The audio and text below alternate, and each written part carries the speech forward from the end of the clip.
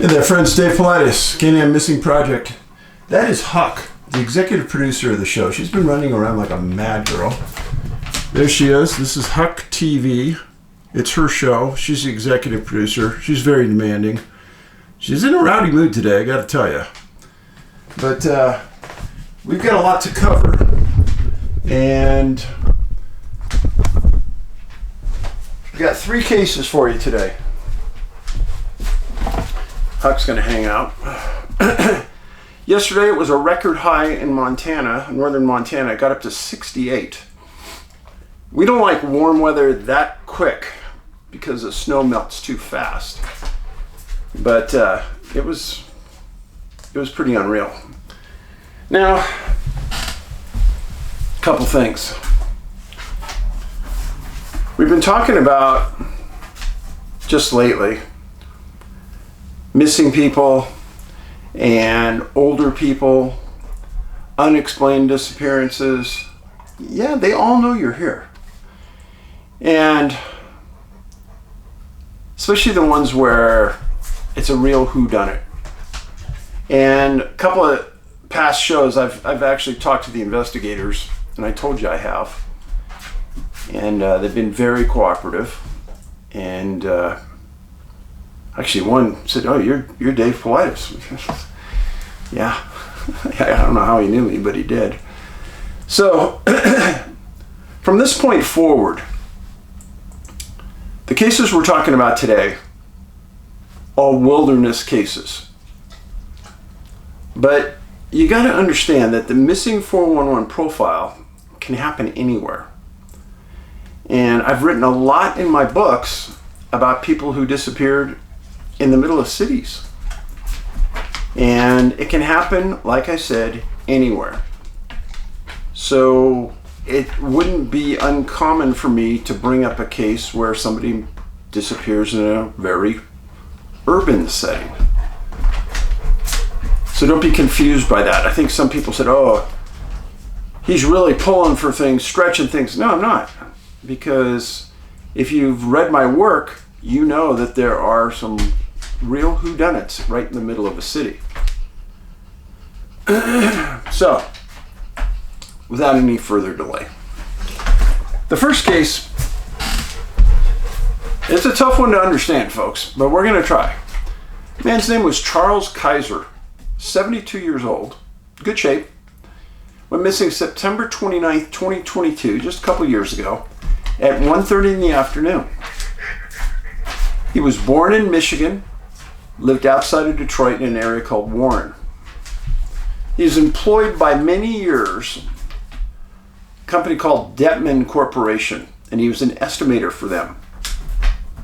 The owners loved him, thought he was doing a great job, doing good work, had a lot of old friends still there. He retired in 2013, started his own digital company. He was a large man, about 5'10", 250. But he liked getting into the outdoors. He liked going to see places. And he had a friend that was going to take a trip through Wyoming, Montana, and Idaho. And they decided to team up together, travel out to Wyoming first. Well, they took a trip outside of Lander, Wyoming. If you're a long-time listener, that city should ring a bell to you. I've been to Lander, and we'll talk about that in a minute. Now, they were going to a place called the Blue Ridge Lookout. Blue Ridge Lookout. The dirt road went within a half a mile of the lookout. So it's one of those lookouts that I like going to lookouts. Usually the scenery from there is awesome. The people that work there are super nice. And with a half-mile hike, that's not rough at all. So both men, they drive up to the lookout. This is Charles. Charles gets out of the vehicle. His buddy does. And it was a warm afternoon. So his friend decides to get out his backpack, fill it with some stuff just in case. Smart. Very smart. And as he's loading his stuff up and getting ready, putting on his shoes, Charles says, "Hey, I'll meet you up at the lookout. It's only half a mile away." He says, "Okay." And they had done their homework on it, and they knew that there was just one way in, one trail up, one trail down. And essentially you couldn't get lost. That's what everyone thought. Well, after his friend gets his shoes on, loads his pack, he starts back up. He figures he might have been 30 minutes behind him, figures Charles is already at the top of the lookout, and he slowly makes his way up there. Beautiful views, looking around. He wasn't real concerned at the beginning. Then he noticed that Charles wasn't anywhere to be seen. And Charles didn't have any dementia, didn't have any problems with direction, didn't have any health concerns that anybody knew. And his friend starts looking for him, walks around the peak, doesn't see anything. He has a whistle, so he starts blowing a whistle. Nothing. Then he starts yelling for him. Nobody yells back. In my humble opinion, a half an hour between the two, you should be able to yell and hear each other if you're 30 minutes away hiking. But nothing was happening. At 1:30 in the afternoon, his friend calls the Fremont County Search and Rescue. The Fremont County Sheriff's Office, and tells him he has a friend that's missing and he needs help. Deputy arrives, says, "Well, let's walk up there together." They walk up the trail, look around, yell. The deputy turns on the siren on the Sheriff's Department car, because that'll go a long ways. Now here is the lookout. Over here, just off the map, is Lander, Wyoming. You go uphill, up into the mountains up in here. Remember where I've always told you about areas where there's all kinds of little lakes and things? Well, here's the road that comes out of Lander, and you follow it along. And then you take the road to the lookout. We're going to come back to this map in a little bit. But this area, tons of little lakes, super, super hinky, winky, weird to me. I'm telling you, because I've been there, and I'll explain it more. So,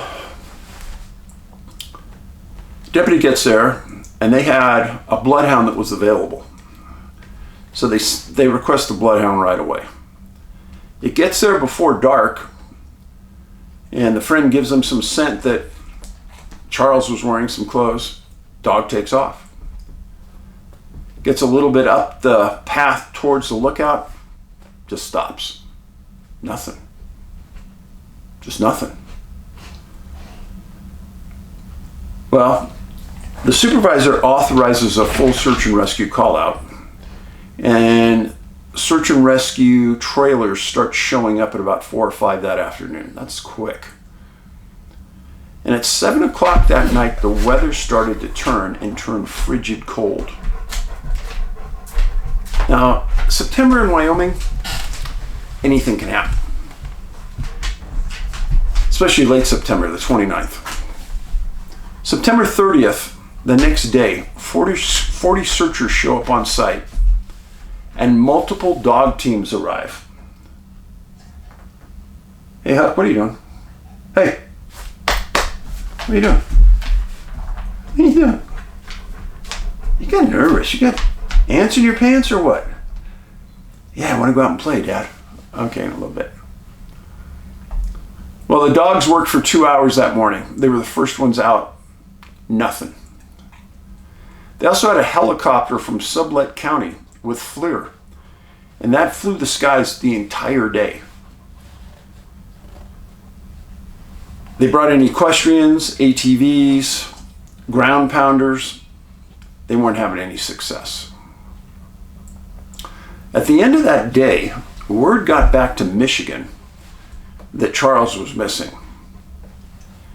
And the owner of that company that he retired out of got so upset he got in his own plane and flew out there to be part of the search and rescue. That's impressive, folks.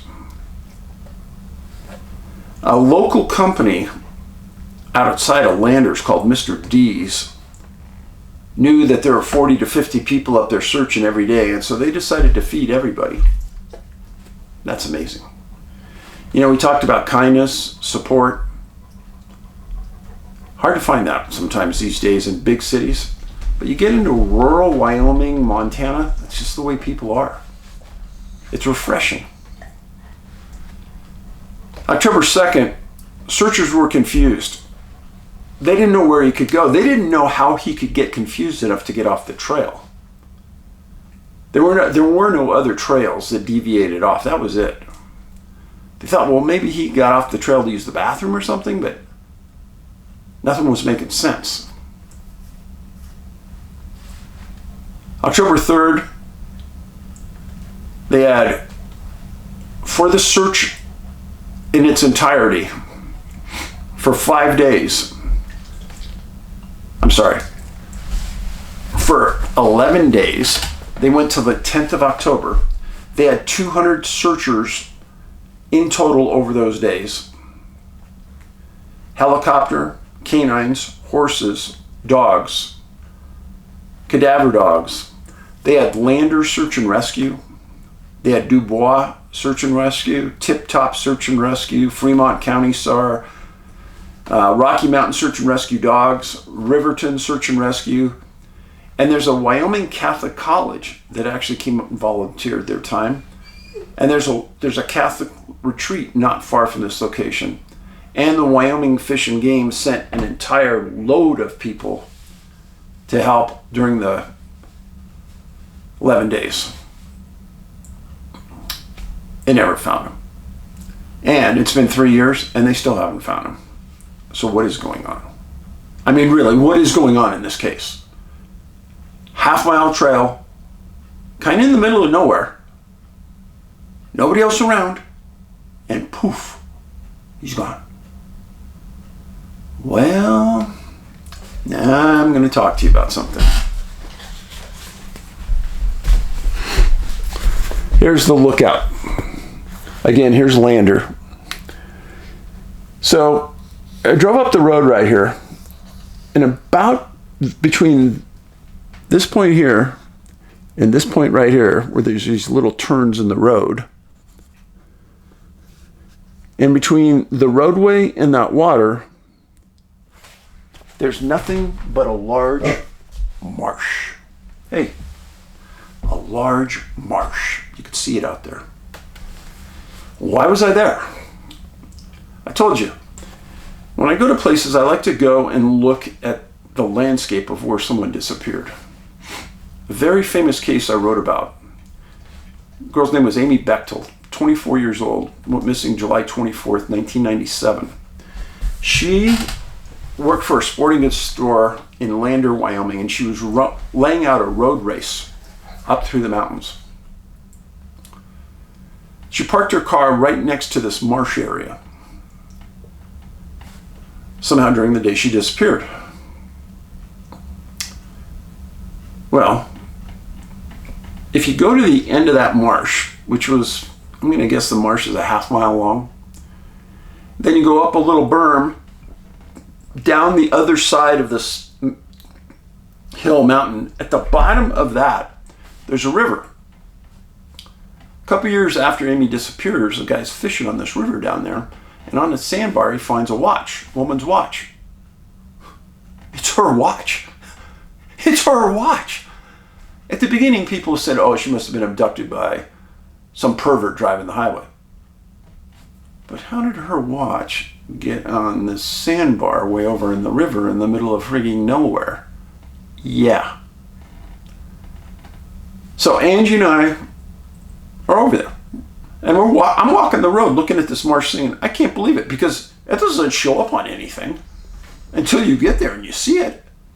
So we drive up a little bit more and there's a dirt road that kind of parallels the marsh that goes way back in the middle of nowhere. So I said, hey, let's go see where this goes. I'm intrigued. So we drive about a half mile back, and then all of a sudden there's a big, like a circular turnout, and you have to make a U-turn and come back out. But there's this big hedge, and the marsh is on the right. And now don't ask me, because Angie asked me at the time, don't ask me why I did this. But it's really quiet back there. I mean, like, really quiet. So I said, you got your gun? And she goes, yeah, I got my gun. So I had my gun on too. And I take my hands and I cup them. And as hard as I can, I clapped twice. So we're looking north. The incident happened behind us south on that roadway. So the river and this hill that goes down is to the north. And we couldn't see what was on the other side of this, like big trees, not trees, but like bushes that you'd find in a marsh. You couldn't see through it. So I clapped real loud. Boom, boom. About 3 or 4 seconds later, a sound like a herd of buffalo are coming right at us out of this nothingness out there behind these trees. I'm looking above the trees because I'm thinking there must be a big cloud of dust.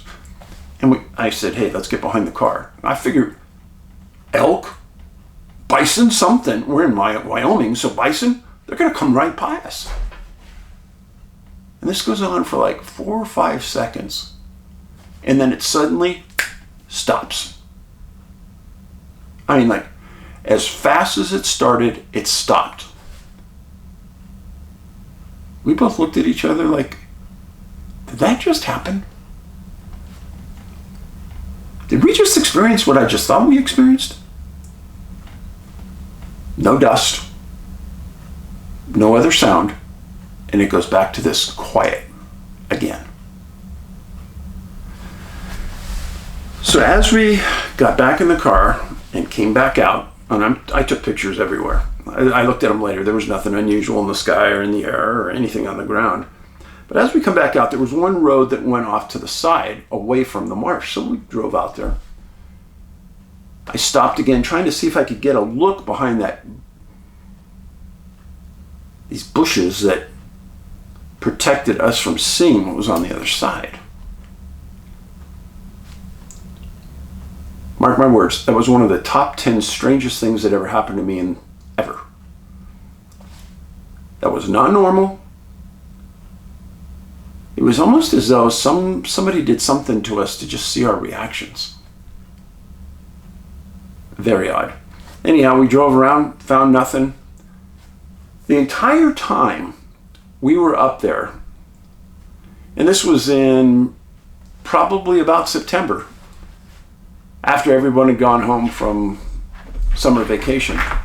The entire time we were on that road walking where Amy disappeared, there wasn't one car that drove by. Not one.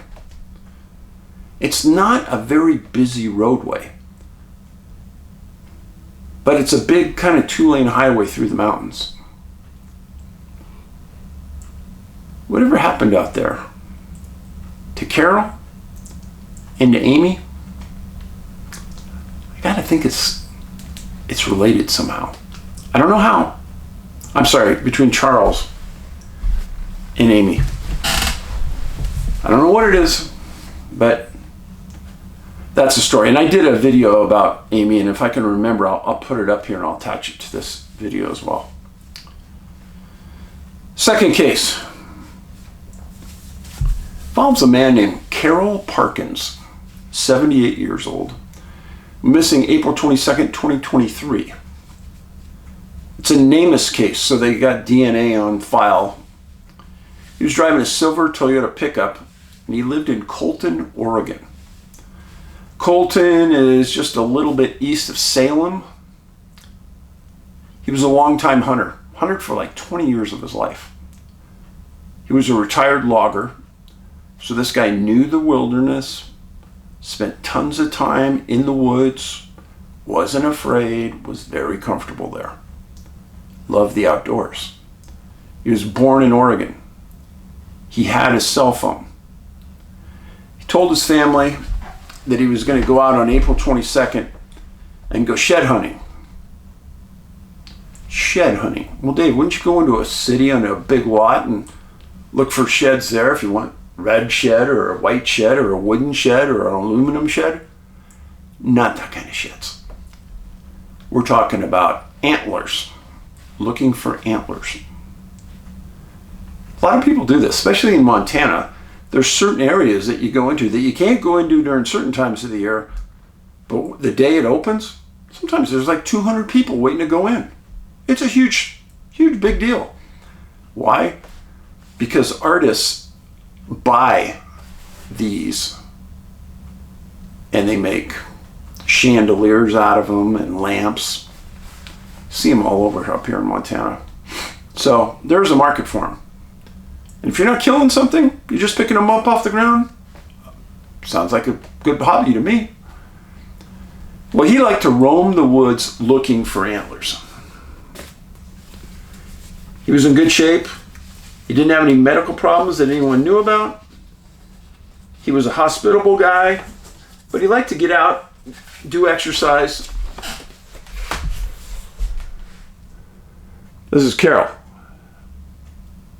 This was just a year before he disappeared, so he kind of looked like this. Well, he didn't check in with his family by phone on the 22nd, and that made him really nervous because he always did. So his kids got in a car and they started looking for him, and they kind of knew the areas that he liked to go to. So they drove around, and about midnight, they found his truck, all locked up like it should be, in a pullout on the side of the road. And it was near a place called Horse Creek Road and Malala Forest Road on a pullout.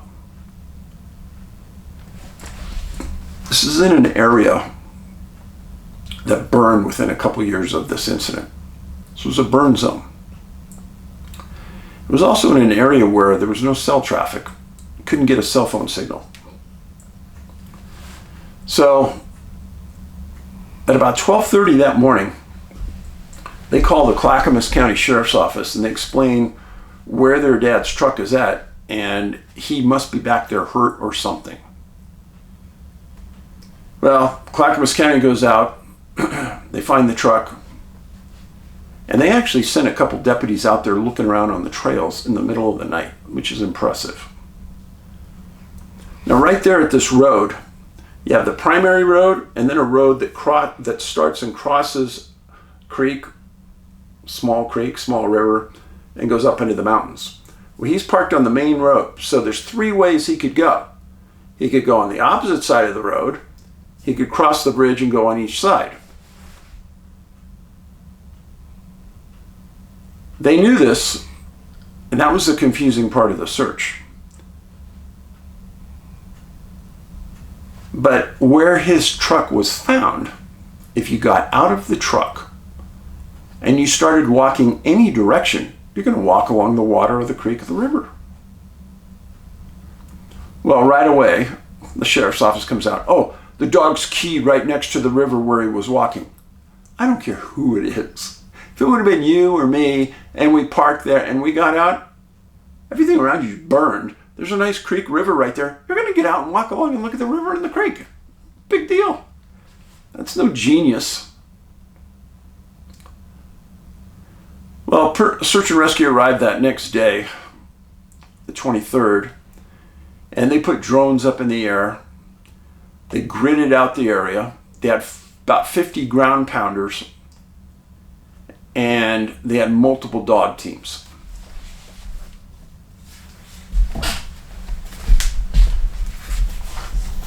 So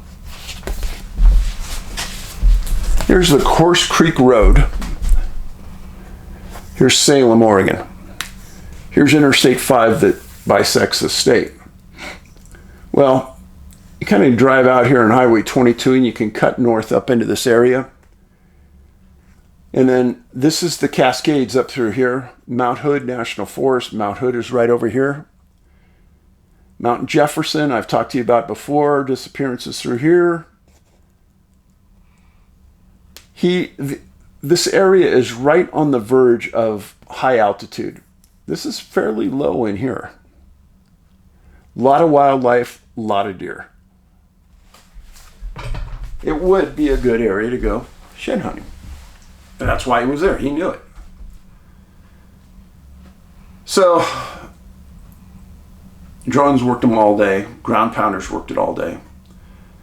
Search teams from Portland Mountain Rescue, Mountain Wave Emergency Communications, Pacific Northwest SAR, Craig Rat's, Clackamas River Outfitters came in and rolled the river multiple days, thinking just by chance if he happened to be in the river. Multnomah County Sheriff's, Oregon Emergency Management, 3,000 total personnel hours were spent searching. It's a good effort. Carroll knew this area, had walked it before, and he knew that wherever he walked, all he had to do was walk downhill and he would be back to the point where he started. So if he had a possible medical event, cadaver dogs should have found him. Searchers went back multiple times in the months after this, never found him.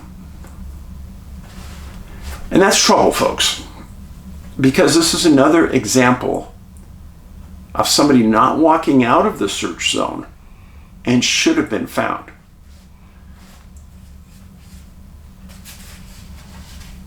I get frustrated talking about these cases because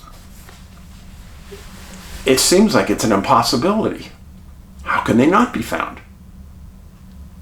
But remember, he parked next to water, right next to water. Canines never picked up his scent. Yeah, they said his scent was next to the river. Yeah, duh.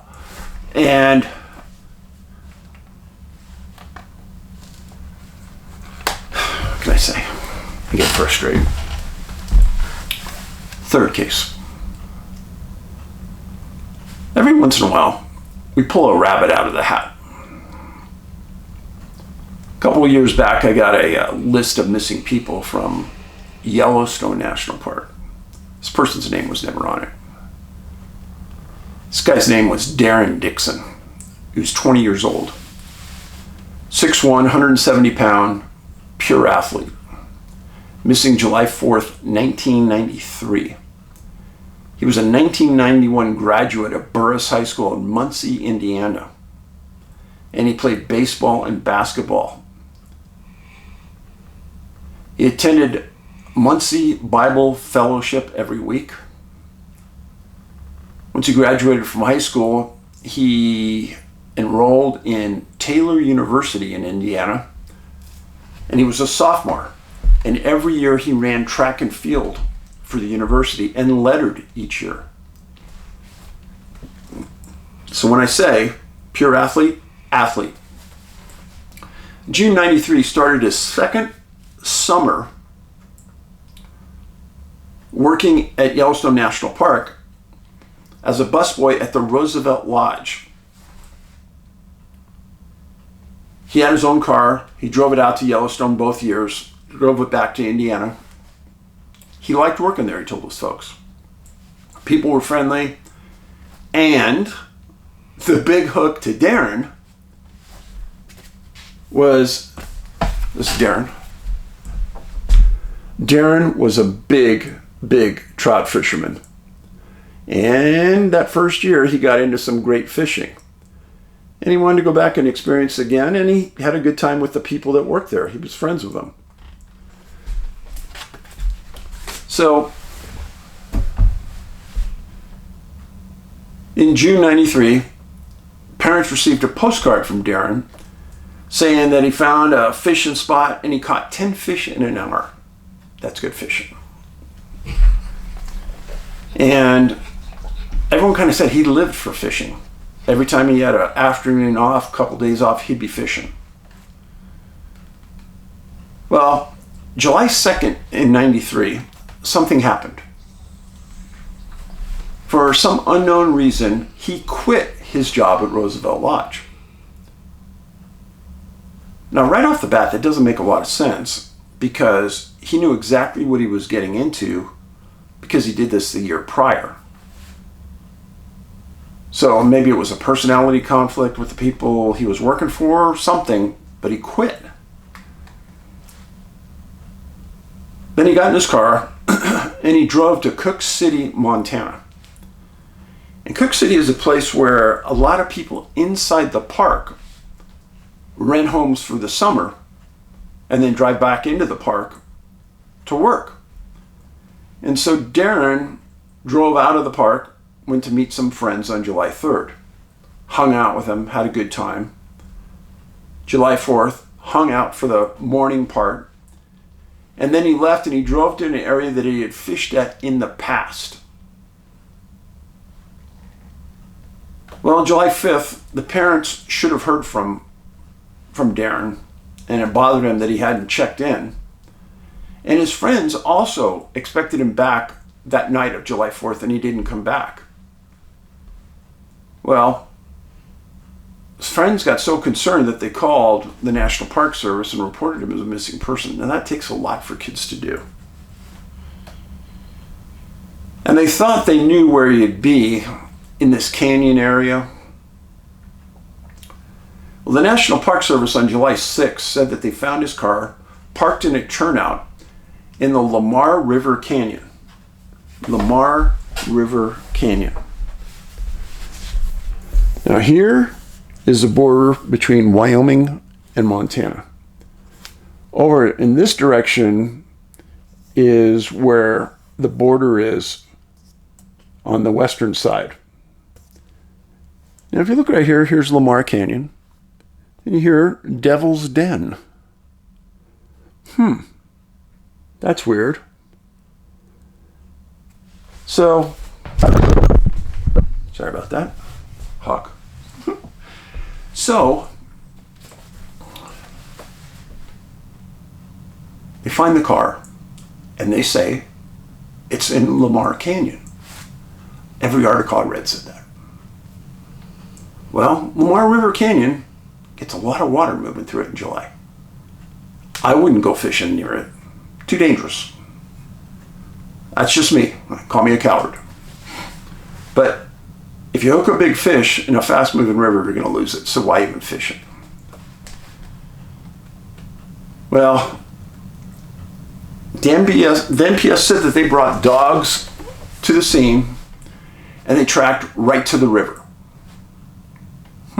Okay. NPS said that they hiked the riverbank and they flew the area with a helicopter thinking his body's in the river. They didn't see anything. Everyone stated he was a very accomplished fisherman and athlete. Remember that. So the search goes on for another 4 days. National Park Service says that they're giving up. They can't find anything. The father stated to the press, quote, "We don't know for sure what happened. You think he could have handled himself in the wilderness." And then he makes some other statements that the National Park Service said he must be in the river. But that's what they always say when they don't have any answers. He must be in the river. How many times have I told you that and they don't turn out to be in the river, right? Then the park officials get interviewed by the press and they make this statement, quote, this is the quote from the paper, "Park officials have been officially unable to determine what happened." Well, that's interesting. So they tell the parents A and they tell the press B. Which really tells me they don't have a clue what happened. They did say that his fishing gear wasn't in his car. And then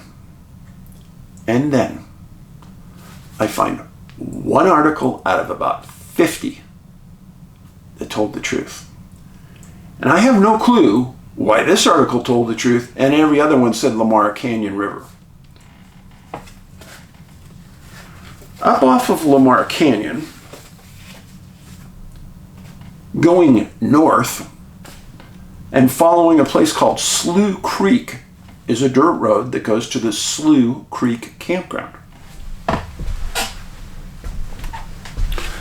Now, the implication is that he's in this area in Lamar Canyon. No, that isn't what happened. He went on and he took a dirt road that followed Slough Creek all the way up into this area right here. And Darren parked his car outside of the campground and then was going to, I'm going to guess, walk Slough Creek to see if there's anything worth fishing. See how fast the water is, see if there's pools in there that he could fish. Every fisherman does the same thing. The thing that bothers me is they said, oh yeah, the dogs tracked him near the river. I could have told you that.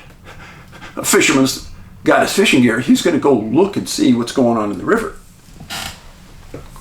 Well, this article says now the car was parked just out of Slough Creek. No, it wasn't parked in the river canyon. A 12-day search found nothing. They found no fishing gear in the creek. They found no clothing in the creek. And then they continued to search for another couple weeks. Now, Slough Creek flows into the river. And they said that they had helicopters flying up and down the whole time. They found nothing. Darren was a very religious young man. And in fact, every year he was at the park, he enrolled and assisted in the Christian ministry inside of Yellowstone. I know, because you guys have asked me 1,000 times, what was the religious level of the person who disappeared? Well, it actually said in all these articles about how much it meant to him. So what happened to Darren? This is another one of those cases, folks, where you won't convince me he went in that creek. No, sorry. Why? Because the Park Service was so evasive about giving the exact location where his car was found. Why would they do that? What was happening up there at that creek that they didn't want the press to know about? It only came in one, maybe two articles. And when it is limited and withheld in that manner, there's a reason. My guess one of the reasons is, well, if he fell in that river, he's going to drown. There's a pretty good chance if he would have fallen in that big river, he was going to drown. But Darren was a lot smarter than that. He wasn't going to go fish that river. No, he did exactly what I would have done. Found a tributary and fished that. And it was a campground. He parked outside the campground so he didn't have to pay the campground fees. Exactly what I would have done. Which meant there were people in that campground. Nobody saw anything.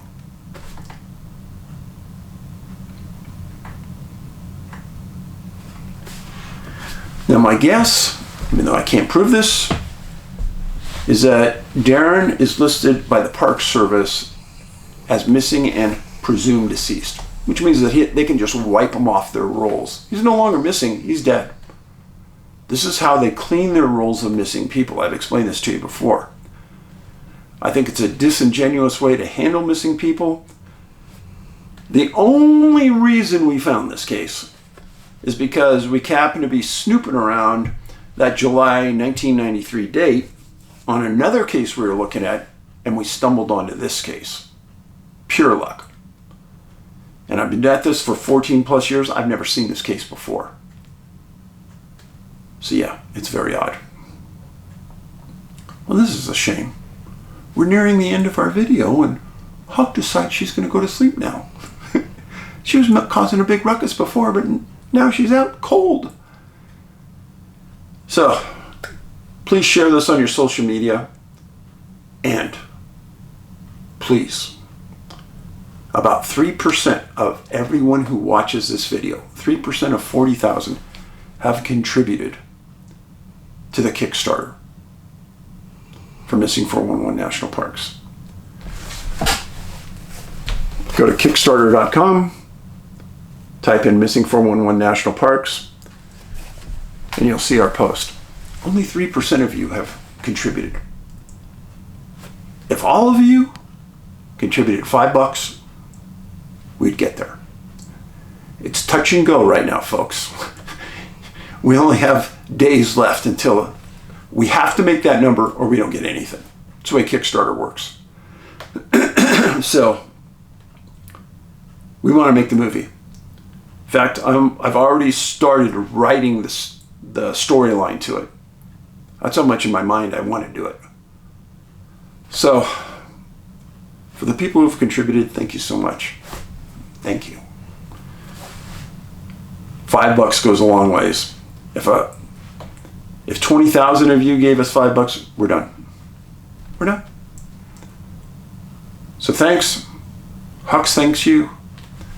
In the meantime, be safe. Be kind to people. Kindness is free. And kindness is like karma. It'll come around and it'll come back to you. Paulides out.